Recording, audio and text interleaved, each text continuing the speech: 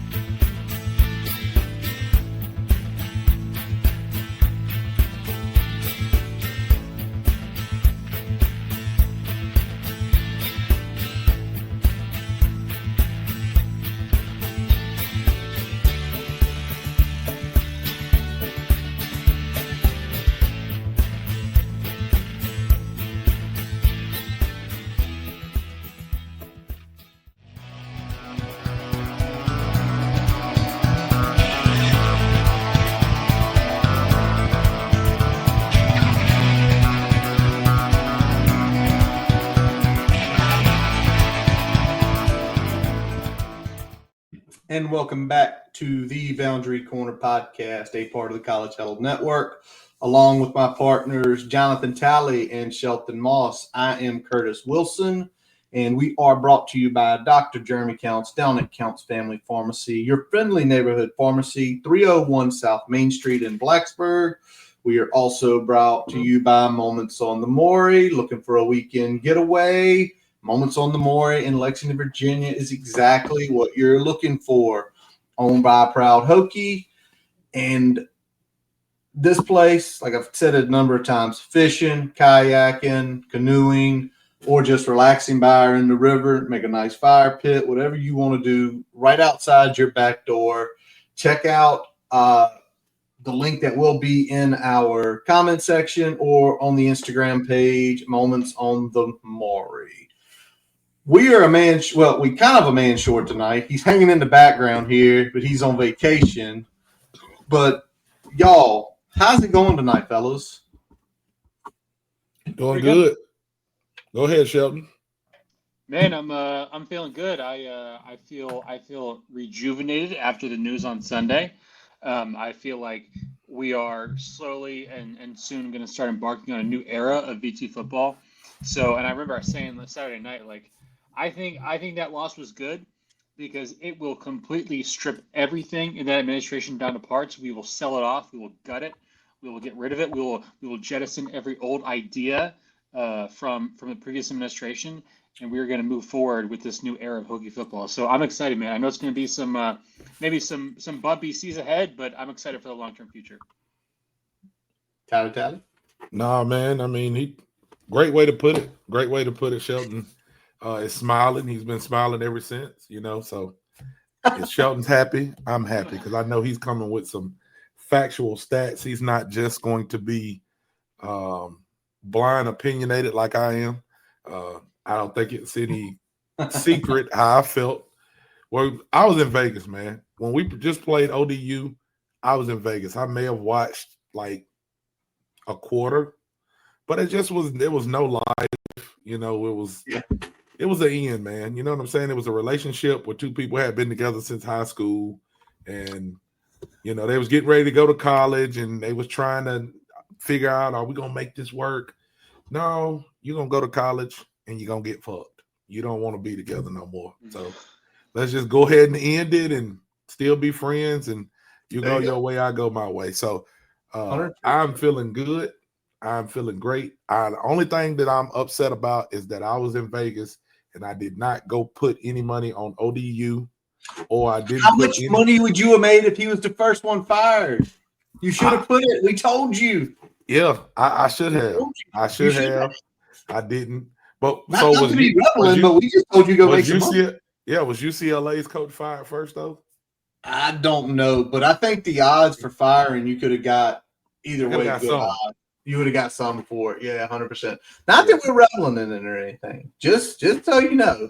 But tonight we're not doing Know the Enemy. It's Wofford. Lord have mercy. If we have to get to know them, then we might be losing our shit here. But we are going to tell the truth about a lot of stuff that's happened over this weekend. And I'm going to say something real quick. It might piss some of y'all off, but I talked with Tally about this. We're going to get into a bunch of shit tonight. We ain't getting into who the next coach is, okay?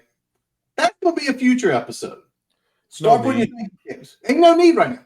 Y'all, we got 10 weeks. 10 weeks until that comes down. You've got likely the BOV stuff coming back.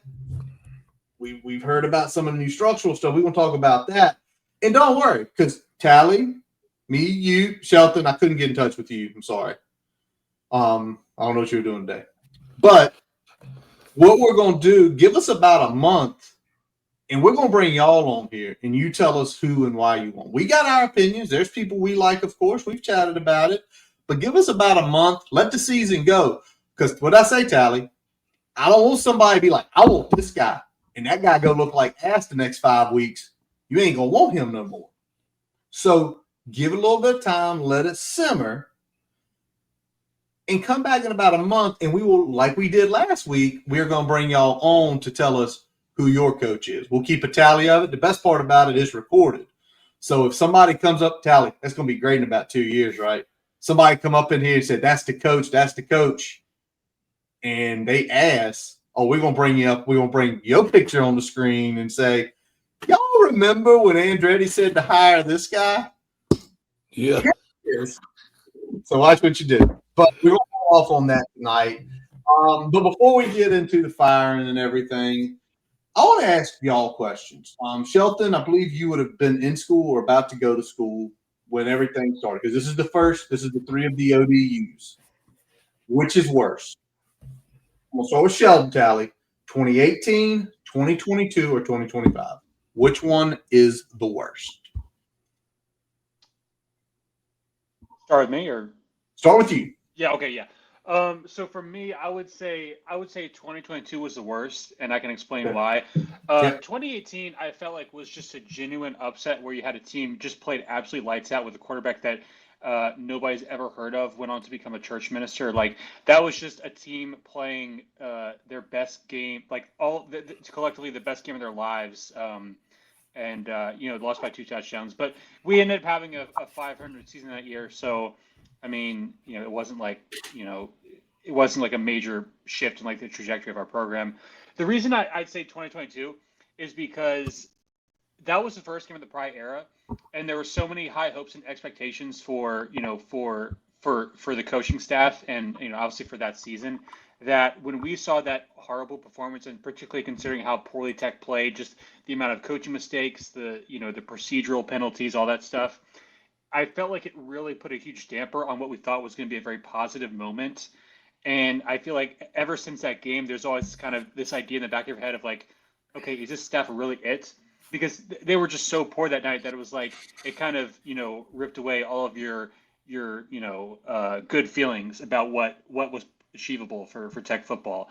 So that was definitely kind of a dramatic shift, I would say, in the overall optimism of the Hokie fan base, and that's why I'd say 2022.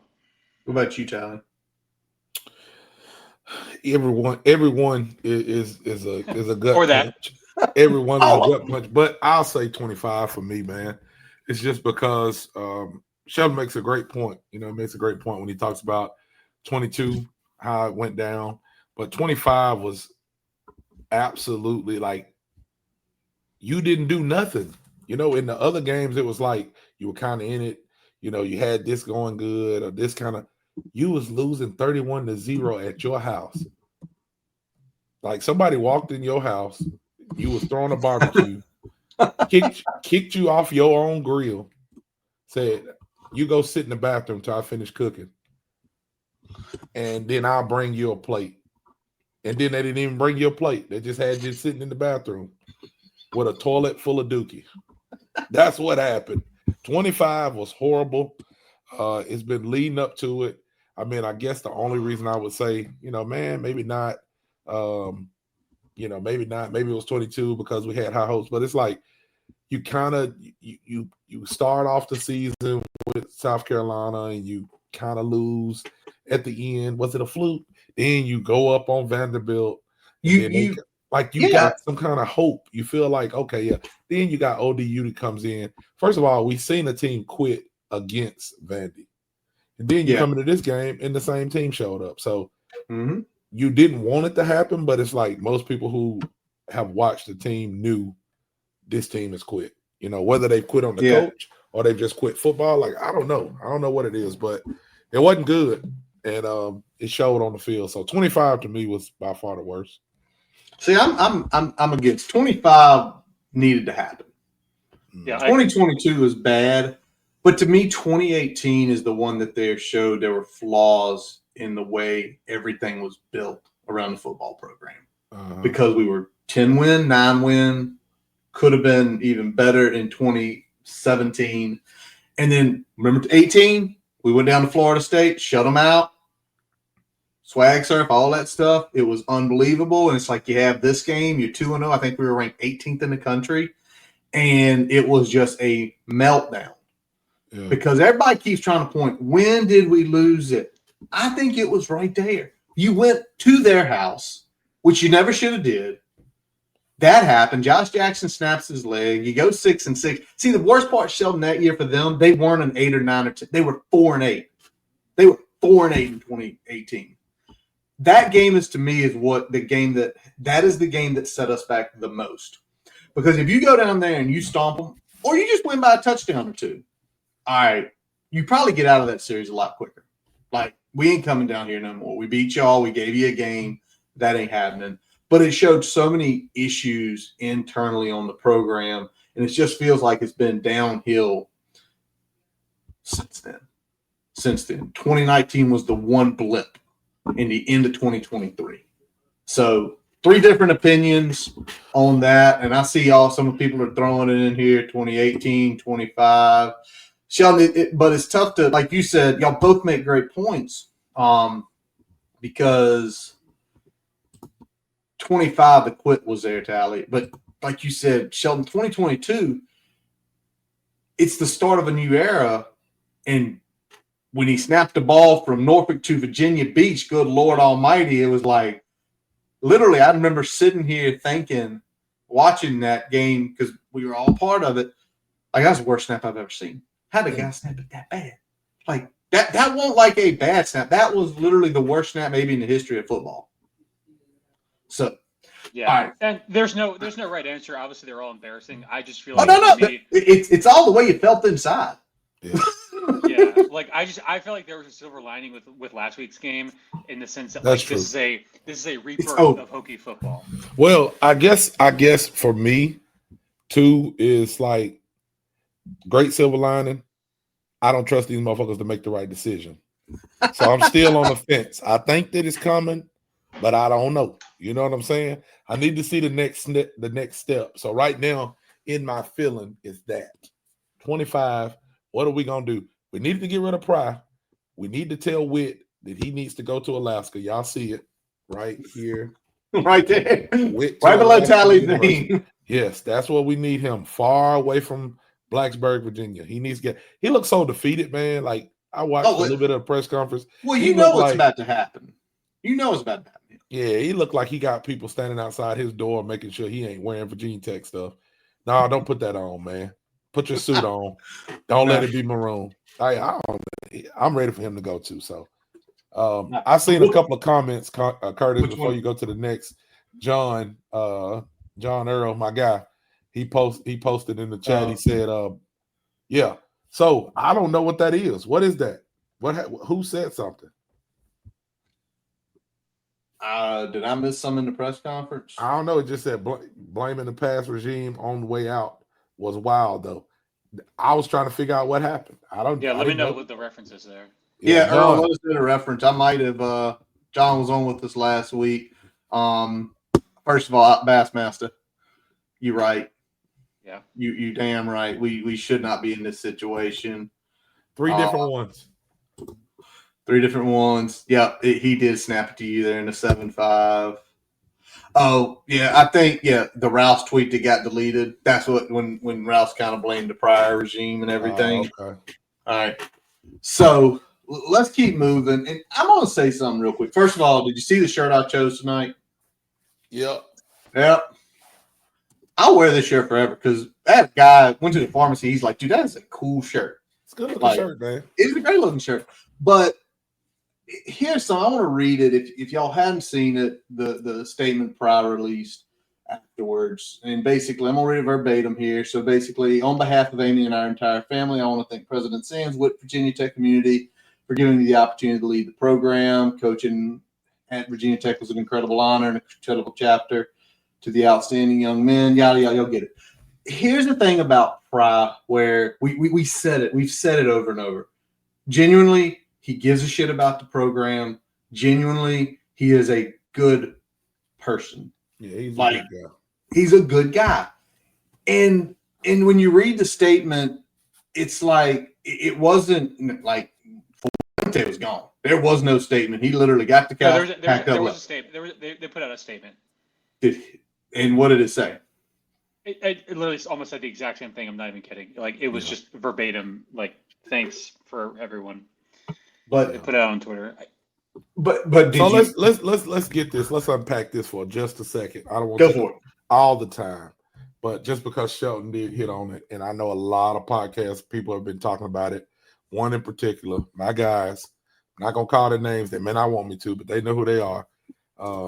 Have been hitting on it a lot because they were big Fuente guys. No problem. Sure.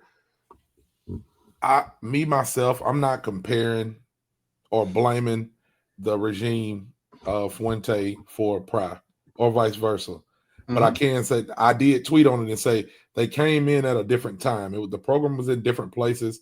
When they started, they were in different places. The talent floor and ceiling were in different places. So I don't think that I want to say it the right way. And I want y'all to tell me what you think. I don't think that we should keep bringing up Fuente. He's been gone. Pry has messed up on his own. Yes, but he has. But Fuente left. People think he was a great coach still, which is great for him. He left this program in a bad position. You know, Pry had a long way to dig out of. Now, once he kind of got to a certain position, he should have been able to build off of that, and he couldn't. You know, he doesn't have the capacity to be a good coach. You know, he may be a decent salesman. He may be a decent motivator, but he wasn't a good head coach. But for people to keep saying, you know, oh, Fuente did this and he was miles better and he was this, like, it still kind of baffles me to think like it does not negate all of the bad stuff that he did. He still was he still did some bad stuff. You know, he may have did some good stuff, but he still did some bad stuff. And he did better than Pry. He still was like, it's okay for him to be better than Pry and still be bad. So that's just my spill on it. I'll let y'all take it and unpack it there. Well, let me put it to both y'all this way. Now, since Shelton kind of Tally got us here, I'll pitch to you. Is the program as it stands, and I'm talking all aspects, is it better? Is it a better state than it was in 2021? Provided that they can get some new blood in there and find the right people to lead them, yes, it is. I actually think, I would argue the program was in a really bad spot in 2020, or not a great spot in 2021. And I actually think that's the reason we hired Pry, is because we missed out on some of our better candidates because the job was not perceived as a very good job. And I don't think, and a lot of that, to be honest, was because of the administration. I think there were things that people knew in 2021 that they did not know in 2016, and that was how we were able to hire Fuente. So I think over time, the perception of the tech job became worse and worse. Now I think hopefully if we get the right people in there, it can become much better. Yeah, no, that's good way to put it. Infrastructure infrastructure should change because of this. It's got so bad that the people up top have started being like, you know what, this really is bad. We are gonna have to do something different. So I agree with Sheldon on that. I think that then was a little bit worse. And that's why I brought it up, because I keep Yeah. seeing people trying to go back to this. Let's go back to 4 years and did Fuente leave it in a better spot? Well, he won more games. He had more talent. Those first 2 years he had. The first 4 years he had extremely more talent. Yeah, he got left with a better program.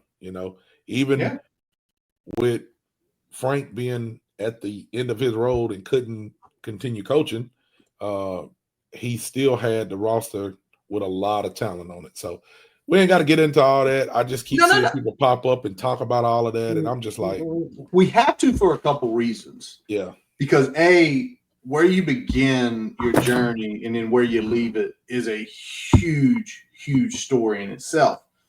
And again, I think Fuente, really good coach, but he didn't like to recruit. He didn't have the best people skills. We could see that. That's the shit that as you get deeper into your head coaching career, you have to become really good at. It's not just coaching anymore. That's the shit Pry was good at. He unfortunately couldn't do the other shit right, and it sucks. But if you ask me right now, and I mean, we talk to people who have connections inside high schools. Remember what some of the stories were coming out. They hadn't been here in forever. We hadn't heard from them. They didn't come visit. They didn't come check on us. They didn't do shit. Right. Where this regime was a complete 180. I think the next regime, whoever it's going to be, the day they walk into any of these schools within the 6-hour radius, but any big football school that's in our footprint, people are going to know, oh, that's Virginia Tech. Oh, they've been here 3 times already in the last 6 months. Yeah. They're coming to see so-and-so. The relationships are built.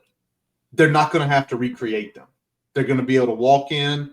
I'll ask the question in a little while, and I think it's going to be one that y'all probably see coming, but they're going to be able to walk in, and it's going to be a hell of a lot easier to recruit and sell the program to where it was at the beginning or at the end of 2021 into 2022. Sheldon, you said it a couple of times, and we're going to kind of jump around a little bit just based on what you said, because it is, I think, somebody's made, numerous people have said it. If you watch the presser, it was clear. Witt's defeated. It's likely going to be a full restructuring of the athletic department. He didn't even get to fire Pry. He didn't even get to send the memo out. It's Tim Sands that sent the memo out. Shelton, how deep does it need to go? You said earlier to the ground. Is it all the way to the ground? I think so. I think a couple of things. Obviously, you're going to get a new AD, and when a new AD comes in, you're going to get in your new senior administrators. So if you go on the staff director on Hokiesports.com, you can see all the senior level administrators. Those are your sport admins, your directors, your chief financial officers, et cetera, that all sort of make the show, kind of run the show. A lot of those people have been there for some 10, 15 years, and so I really think it's time to get some new blood in there. Not to say that they're all bad or anything like that, but when you've consistently underperformed and you're falling behind in the money game, I think it might be time for some outside ideas. So I think they'll go in that. I also think they need to restructure the Hokie Club, get more staffing, new leadership, more resources, someone that's, has fundraising experience, ideally at a Power 4 level. So I'd say between Hokie Club and the internal administration, I think everything needs to be completely restructured. Now, Tally, anything you want to add on that? Because I'm about to throw the next one, which I think you will jump on. Yeah, just real quick, I'll say it, then let you throw it on. I'm not a politics guy by no means. I just feel like when you are at a place too long, similar to politics, it's time to change. 8 years, you need to go. You know what I'm saying? You've been here too long, especially if you ain't doing good. Why are we still doing the same thing, man? Let's change it up. So Sheldon put it perfectly. Hey, I'm so glad Sheldon was able to get on here, because y'all know I get on here and start rambling. I just let my protege, my young guy, just get on here, kick it to y'all real quick, and then we go to the next thing. So perfect, man. Perfect. Shelton steers us in the right direction a lot of times, Shelton. You don't even know it, man. You don't even know. You steer us the right way. But with that being said, we're going to take it down to the studs. In everything that was said yesterday,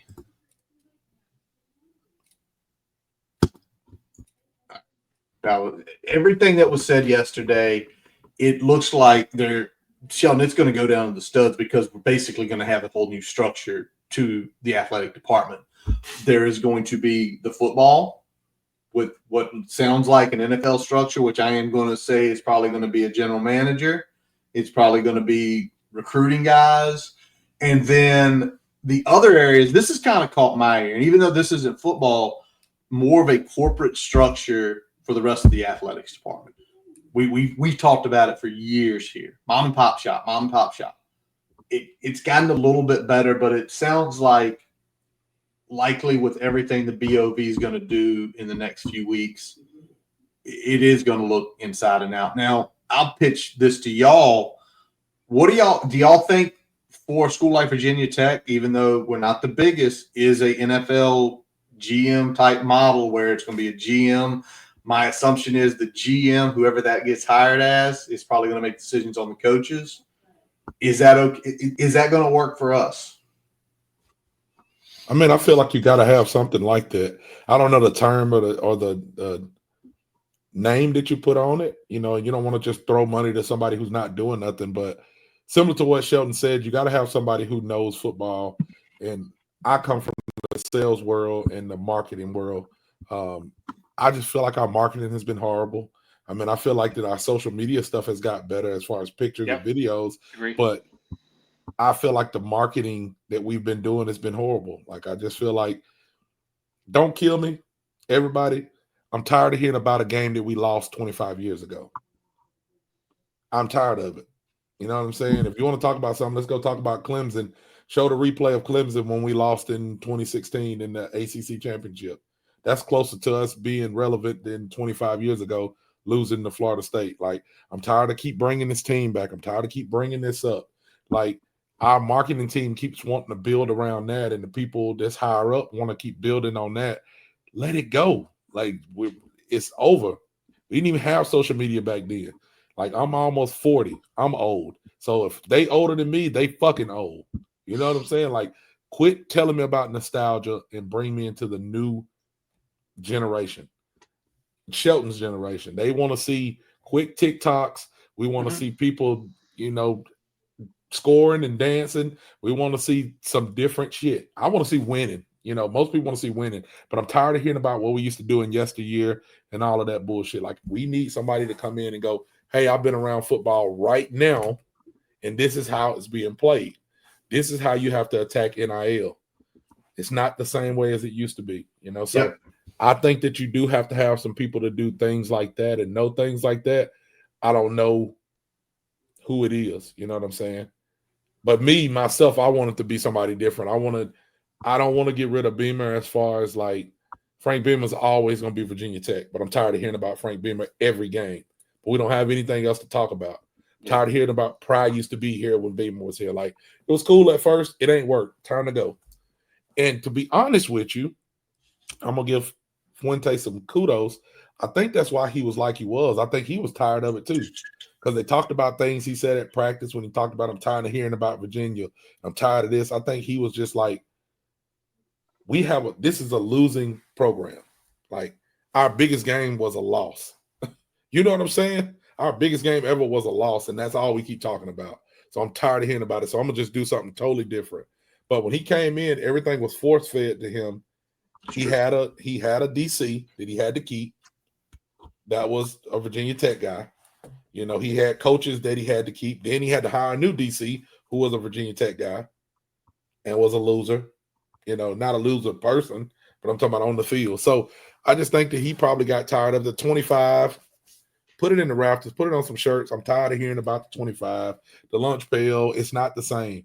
If it's not the same, stop trying to make it that. You know what I'm saying? You could still talk about traditions, but create new ones. So I'm ready for all that to end, man. I'm ready for somebody to come in and say, hey, man, I really respect what's been built here. I want to build on this legacy, but I think this is the way that we can do that, and then let's go do this here. Have strippers on the sideline. I don't know what the fix is. Y'all want to ask me? I know somebody's going to message me and say, well, what do we need to do? Because you say get rid of Sandman. Yeah, get rid of it. In my opinion, if that's going to help us to, like, go into the next stage, sure. Do it for big games. Do it when we get in prime time. Like, do something different, because what we keep doing is showing up, jumping, getting beat down, leaving at halftime. Tired of that. So that's my rant for right now. I'm gonna throw it back to you, Curtis. Well, I'm going to get Sheldon's opinion on this. Sheldon, do you like what's likely going to be the new model? I don't think they really have a choice. I think that's going to Okay. be every team. I was thinking about this today. During the mid 2010s, there was a shift towards hiring the sort of CEO type head coaches like Dabo Swinney that kind of aren't as involved as in the X's and O's, but they kind of manage the program. They do fundraising, schmooze with donors, all that stuff. And that's obviously what kind of got VT in trouble with Fuente, is that he was good at the X's and O's, but wasn't so much suited for the more modern climate. Now, I think because of how much responsibility coaches have had to take, they're shifting the role of the finance part of it to the GM. So now I think we're going to see a shift more back towards the X's and O's coaches rather than the CEO type, which means that obviously Tech needs to focus, number one, on getting a coach that can absolutely maximize his talent.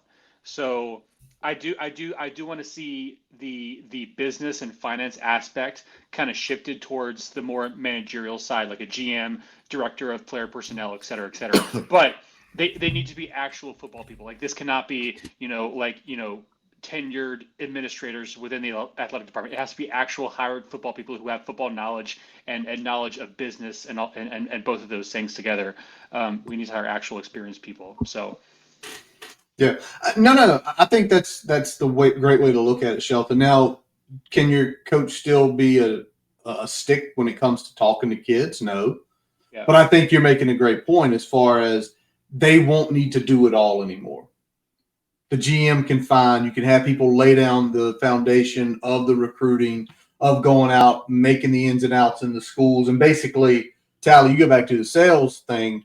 Is there's sometimes in certain businesses, there's different levels, and effectively you got a closer. Coach is still going to need to be a closer, because if you got a coach who's a good X's and O's guy and he can just close the deals, then that's what you're looking for. You can do X's and O's, and when you need to step in the room to close the deal, you know what to say to the kid, because you know what? You've done the X's and O's on the kid, right? This is what ticks this kid. If I say this line right here, he's going to come on board. So I like the way it's going, because personally, I think it's easier to find those guys who can do the GM type stuff. It's harder to find the coaches. Yes, there are enigmas like Frank Beamer who have it all, who have the personality, who can recruit, but also has the X's and O's part of his game on. All right, let me flip over to this real quick. Back to Pry, because this is kind of the way we go. I had something set up, but this is how we do it sometimes. And Tally, we've said it a number of times, but he's been fired now. What was his biggest issue? What was his biggest problem in the 3 years, 3 games? Pry's biggest problem? Yeah, what was his biggest problem? He couldn't finish. He couldn't finish a game. Okay. He couldn't find a way to win. He couldn't finish. You could say that it's so hard, because, like, I feel like it kind of goes into everything, but mainly couldn't finish games, couldn't finish with big recruit. That has other stuff in there, but he just couldn't finish, man. I mean, okay, makes sense. Like, I mean, you won in 12 and one score games. It's truthful. Yeah, it's just, and I hate it, because I think that he's a decent guy. I don't want to just sit here and bag on the dude, but I mean, you couldn't win, brother. I hope you're rich. So you gonna go out here and do whatever you want to do. I'm sure he'll get another job somewhere, probably a defensive coordinator or something, but he just was not a good head coach. And I think it was mainly because of his closing skills, Curtis. Closing skills. Sean, what about you? Yeah, I agree. I would say just by far and away the biggest issue was the in-game coaching and game management. I think it was just completely atrocious. I thought I have some minor quibbles with recruiting and roster management, but I thought for the most part, Pry was okay there. I just think he absolutely could not get the most out of his talent. And some of it was development. again, we don't know because we're not exactly, in the room, but I just think I remember arguing this after the end of last year when Pry got rid of those 4 assistants, obviously Marv, the strength coach, Coach Crook, and I think there was one other. I didn't have an issue with getting rid of the assistants. I think we all know that they needed to go, and the Tech obviously could have upgraded there, but I felt like getting rid of assistants was not the end all be all. I think it was still fundamentally a head coach problem, because we've seen Tech, if your assistants are good enough to keep you in close games against good teams and you can never finish them, brother, that's a you problem. Yeah. And head coach Pry just could never get over that. Like he could not get over that close game hump. And you see now, you bring in 50 new kids, 30 transfers. You don't know how good these guys are because you're trying to desperately win games, and it just they faced adversity and they couldn't handle it, and they just completely quit on them. And so I think it was just kind of a cascade of the series of losses that we suffered from last year, and just how that kind of affected the program. So yeah, it was just in-game coaching acumen, attention to detail was just abysmal. I think that was the biggest thing, more than recruiting, or certainly. All right. And Curtis, now before you go into yours, I know you're gonna bring us home. I want to address that's Phil, right? That's Phil. Yeah, well, Which Phil one? said where he says, I bet they keep money on one more year since next year's schedule is trash. No, they ain't. That's not happening, Phil. Phil, you need to go up there and tell them who you are, and tell them you are moments on the Maury, and you will not stand for that. But honestly, I'm a dude in Alabama. I don't know nothing, but I've heard enough to know they understand that can't happen. Like we can't be here. Like Jason said, he's gonna be here in 2026. Nah, Witt can't be here at the end of this year. Witt can't be there. They're not gonna, put Teal's been saying a lot of stuff. He may be right, but I think he's wrong. Like Witt's not gonna be here, and they're gonna have to hire a coach. They're not gonna be able to do that. But the other thing is this: if we're going to a new model, Witt's not going to be over football anymore. The GM will be over football. Right. So if he's here, he ain't touching football. Here's my issue: the biggest issue with Pride. Tally, I thought you were going to go to this, and I'm glad you didn't. He's too fucking loyal to too many people, way too often.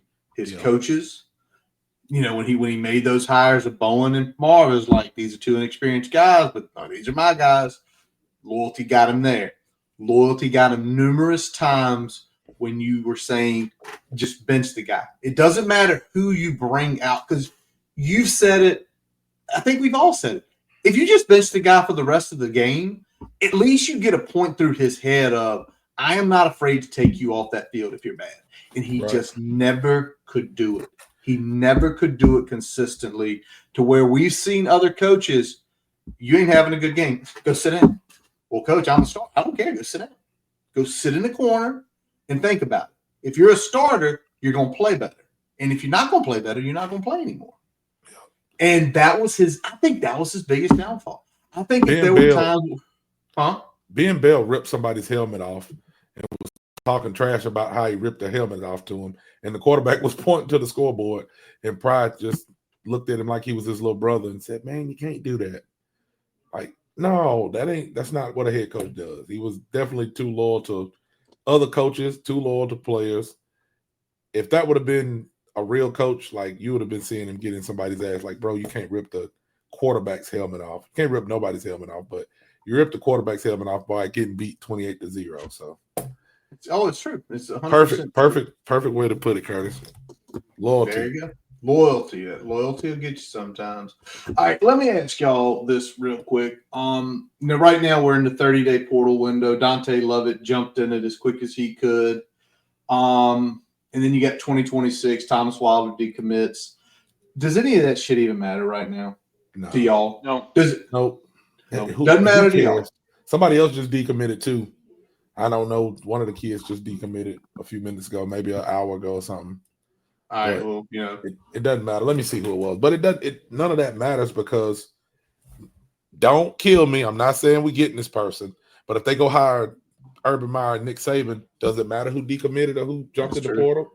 Because who you bring in is going to attract a certain crowd anyway. Even if you bring in Dan Mullen, or you bring in Huff, or you bring in John Gruden. Whoever Give you me bring Chucky. in, yeah, whoever you bring in is going to attract a different crowd anyway. So people decommitting or, people getting in the portal, it's part of it. It has to happen. I think we're in an era, too, where it does not matter as much anymore, right? With the portal, with so much movement. And I think that was always an issue. Like, how many times did people say, you got to hold on to the recruiting class? Yeah. And now you kind of think back, like, that might have been the dumbest damn thing ever, because what if they don't fit what you do? All you're doing is getting bodies. You don't need bodies. You need people that can play football. Right. And in your style of football. So, all right, so it doesn't matter. Tally's trying to effort. Sorry, I had not been on social media. KJ Gillespie.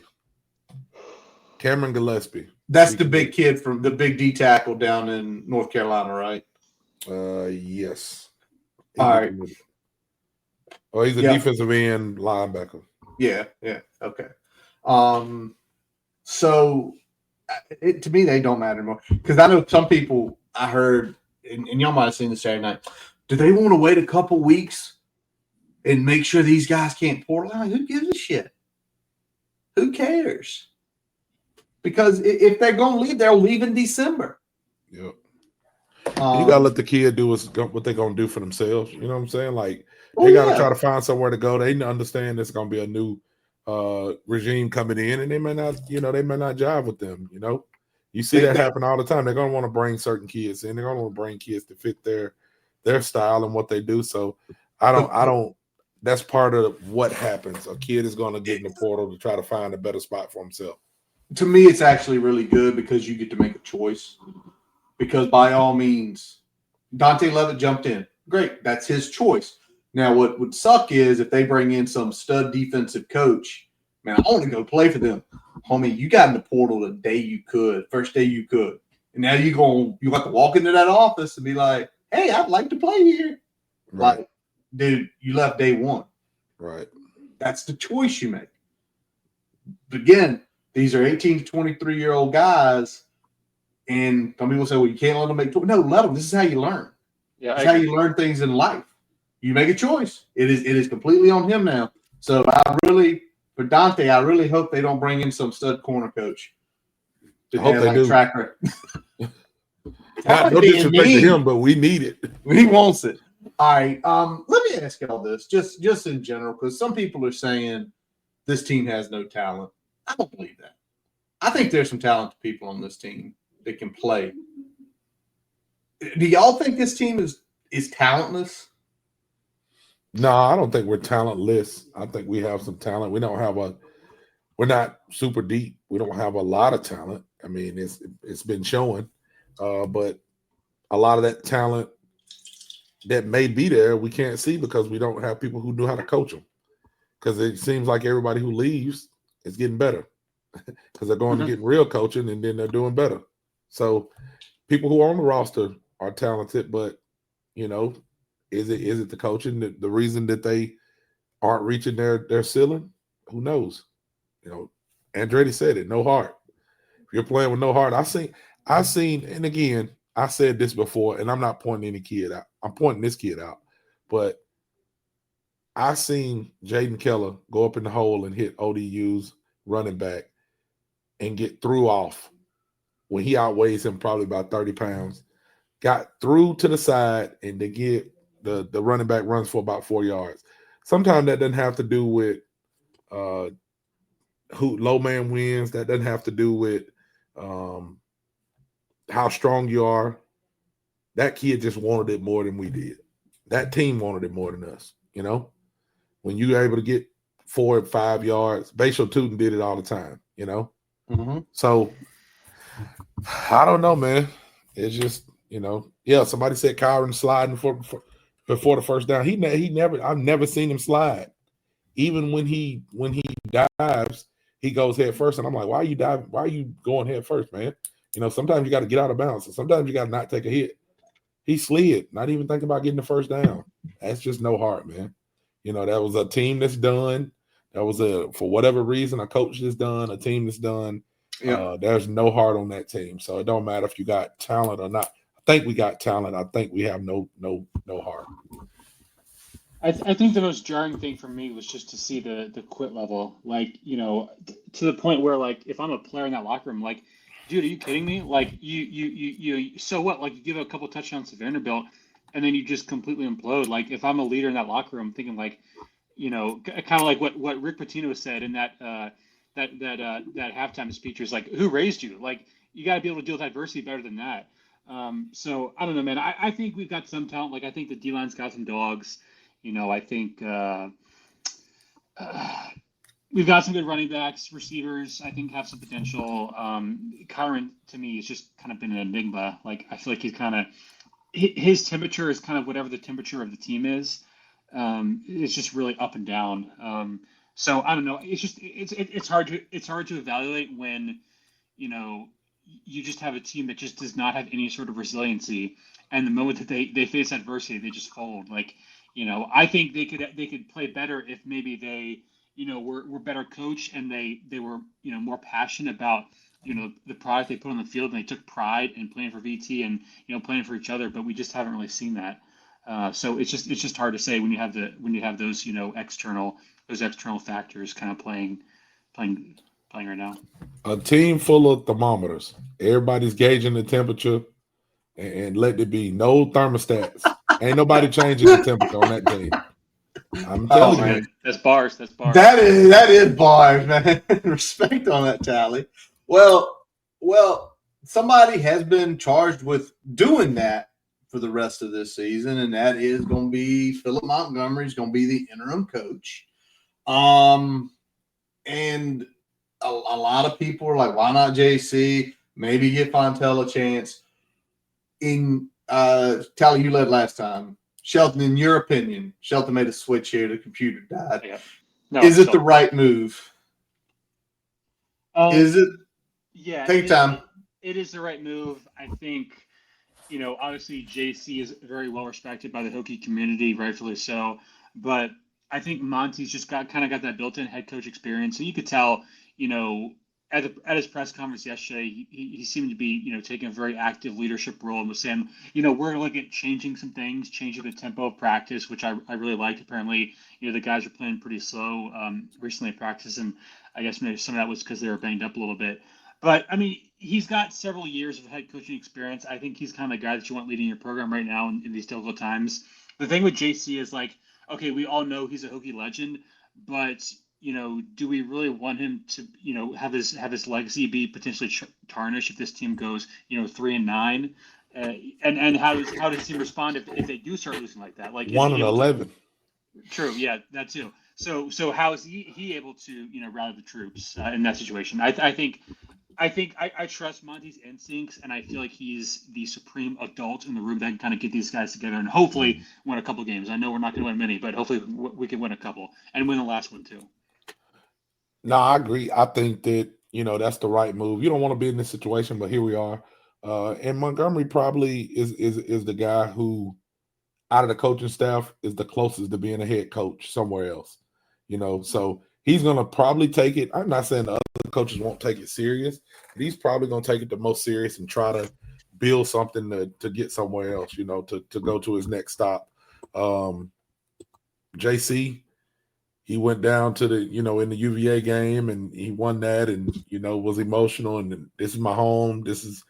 That's what you want to remember him as. You know what I'm saying? 100%. You don't want to remember him for what this bullshit that's going to go on this year. I'm going to tell you right now, we about to get curb stomped by some of these teams. I don't even want to. I'm going to have to watch. You know what I'm saying? I got to go through it, but it's going to be bad, man. All right. I'm going to give you all my opinion on this because it's a logical one. In 2021, when everything happened, we had 2 D-line coaches. That was one big thing. That's why you could let JC do it. But it was for a 3-game stretch. And at that point in time, the team was, I believe, 4-6, right? 4-6 or 5-6, 5-5. The team, it wasn't downtrodden like this. You needed an emotional jolt to that team. You got it. They banged with Miami for 3 quarters. They ended up losing They beat UVA next week. You needed the J.C. Prys. You needed the emotional leader. Yeah. It's 9 games. Emotion's not going to get you through 9 games. It might get you through a 3. But Montgomery, 8 years at Tulsa, he's been a head coach. 8 years. That's what you need. You need someone with structure. Like you said, Shelton, you made a perfect point. He's already talking about we might need to do some things different. And the thing that really always caught my ear, and I know it's head coach speak, and tell these guys, listen, it ain't over yet. We're 3 games in. You can write your story, right? Trying to get that buy-in back from them to say, yep, you got the shit kicked out of you the first 3 weeks of the season. We got 9 left. You go back and do something stupid like win 5 or 6 games, think what you're going to be. Think of people how people will think of you, how the next coach will think of you, how going to the portal and look at my tape. I didn't quit. I fought back. I tried everything I could. It might get you the extra $30,000 on your NIL deal next year. No, so that's fact. Everybody's auditioning. That's fact. Yeah, you audition, you go out there and you bust your ass. So I'm with y'all. It's the right move. I think there's no chance in hell he is a full-time coach. I know somebody put that in there. I think Phil fucking with us. There's no way he's going to be the head coach unless he does something really stupid. I mean, there's only one. If he goes 9-0, man, I'd fucking consider it. I'm taking it 9-0 going to the ACC championship. Oh yeah. Now if he did that, I mean, if he does that, you got to give him something, right? But yes, I don't see that. I don't see that either. I don't see that. But if it does, crazy things have happened. If he somehow just goes on a run and we are in contention for the ACC, I'd be like, damn, maybe this is the guy was here.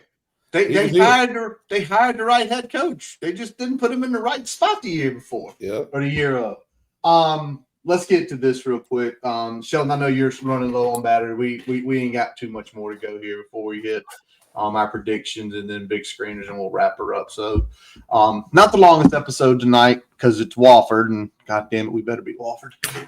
But what are your expectations for this team? There's 9 games left. Starts with Wofford this week. Wofford, State, Wake, Georgia Tech, Cal, Louisville, Florida State, Miami, Virginia. What are your expectations? Well, I can tell you they're not very high. I was looking at some of the numbers from SP Plus. Right now, our win projection is 3-9.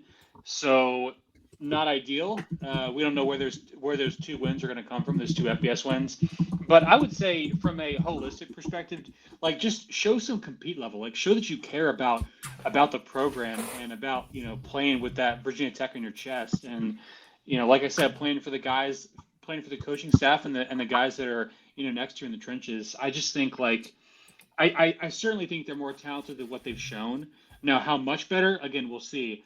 But I don't want them to just look at this season like a waste. Like we're all paying for this product, man. Like we're technically paying your salaries. We are paying for. If you're a donor, you are paying for these guys' salaries. So for them to check out, I think does a disservice to donor, ticket purchaser, right, to the institution. So just show that you care and just go out there and win some games, man. Like don't worry about the outcomes because we know this team probably isn't going to go to a bowl game, man. Just play for pride. All right. He said play for pride, not Pry. Just so y'all know. Correct. Yes. Yeah. All right. Tally, I'm gonna bring somebody's joining us here. Look who's taking a little sabbatical from his vacation. This dude is dedicated. Look at this dude. Man. Y'all don't know Brian is on vacation right now. He has decided to pop in. I can't tell if he's drunk or high or neither, or just high on life. Or all of them. I don't know. No, I'm exhausted is what I am, but I'm here. What's up, guys? Pry got fired. Man. It's crazy. Phil thinks that the AD is going to be here in 2026, and Monty's going to be the coach in 2026 just for a year. So I need you to call Phil and get him right. I know at least one of those is probably not going to be true. So we'll see what happens with the other one. If we win 9 in a row, whatever y'all were talking about, then somebody said it's Brian with Pry. It's Brian with Pry. They both on vacation. I have not seen Pry in Orlando. I can vouch for that. I have not seen Pry in Orlando. Oh man. Well, Brian, let me pitch to you. What's your expectations for the rest of the season? 9 games left. If we win 2 more than the Wofford game, I would be surprised. So give me. Okay. I think 3 is 3 kind of and my that's my over/under line. 3.5 would be kind of where I'm putting the wins for the rest of the year. All right. Yeah, I'd say 3. You know, if you get three wins out of the rest of the games, I'd be like, okay, you know, not that we did good, but it'd be probably exceed my expectations from now on, because I'm never gonna say we're gonna lose to UVA just because I don't think they know how to beat us. It don't matter what's going on; they find a way to give us the game. Hopefully, Wofford this week, and then you mess around and play somebody like a Wake Forest and luck up and win. So. Yeah. I'm just looking at it like that. You know, 3 wins is about what I expect. I'm counting here. This wait. Somebody said like 2 outside Wofford. Wofford, I think we can beat Wake. I think I'm gonna go 4. I think they're gonna fuck up somebody's season. Probably. Yeah. And hold on. I don't know. Let's discuss that for a second. If there was one team season we could fuck up, who would y'all want it to be? It's got to be. You know who it is? It's got to be Miami for me. But Miami, yeah. I would definitely say Miami. There ain't nobody but Miami. I don't think it's gonna happen, but I'm just saying, like, that's what we want, right? Like, it's gonna be Miami, man. It's got to be Miami, right? They're gonna come down here in November, and it's gonna be like a 41-degree, rainy, miserable day. And they're gonna fuck up the snaps. We'll block a punt or something, and we're gonna win like 21-17. Yeah. It'd have to be. It would be Miami's destiny for something like that to happen. 10-0 coming in against a 2-win Virginia Tech team, right? And we just ruin their whole season. All right, so let's roll on. Is anybody not predicting to win against Wofford? They're 0-3. They're literally the worst. I think the worst offense in the FCS right now. If they ain't the worst, they're pretty low. Let's just do like Brian said last week. We got to keep predicting them to lose because that's what they keep doing. So let's just say everybody do it this week. You know, if they lose this one, you got to just send the whole athletic department to the moon.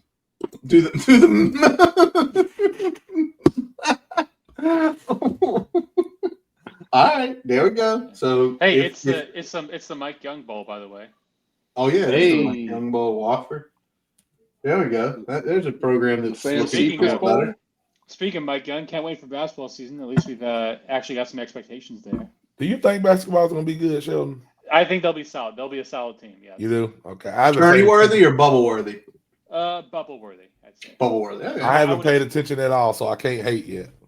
Well, except the Greek kid, you've been paying attention. Yeah, well, I mean, everybody's been talking about that, so yeah, you had to look at that a little bit. But other than that, don't know nothing. Is Toby Lawal still on the team? Toby Lawal still on the team. Yeah, okay, come back. Okay, we might have some excitement at least. Hey, and as of right now, our starting point guard didn't get busted in a point shaving scandal. Right. So or decided he wasn't going to play this year, or any other thing that's happened the last 5 years. All sorts of messed up stuff. All right, so we don't have the fun graphics this week, but we're all predicting a win against Wofford, and we don't have the graphic, but I'm gonna tell you what. For me, Brian and Tally, last week that kicked us in the nuts. Me and Tally went 0-4. Brian went 1-3. Shelton, great job, 500 for the week on those games. That was horrible. It was horrible. So currently, right now, Shelton leads the way at 6-6. I'm at 5-7. Brian and Tally tied at 4-8 on the season. Yikes. So don't bet with me, guys. Bet with Sheldon, you'll break even. There you go. You know what? I'm doing pretty good picking these Hokie games. We hope you're right this week. Brian is 3-0 picking Hokie games this year. So we do have big screeners this week. And we were in the chat looking at. Hey, Phil, I feel you. Phil, tell us which game. That's what Phil's going to do. Phil is one of our sponsors here. You tell us what to fade. Who are you fading as you listen to these? But we were looking. This is a good week of college football. Legitimately, like it's a lot of good games. Nothing like, oh my God, it's 2 versus 3 or 1 versus 4, but a lot of really good games. And I'll start it off here. Let's go to Miami. It's Florida. It's Miami. Miami laying 7.5. For some reason, Billy Napier thought it was smart to let DJ Lagway throw the ball 50 times in Death Valley. That man, how he has not been fired, I do not know. Miami is rolling. They're built. Somebody said it. Cristobal got the trenches built.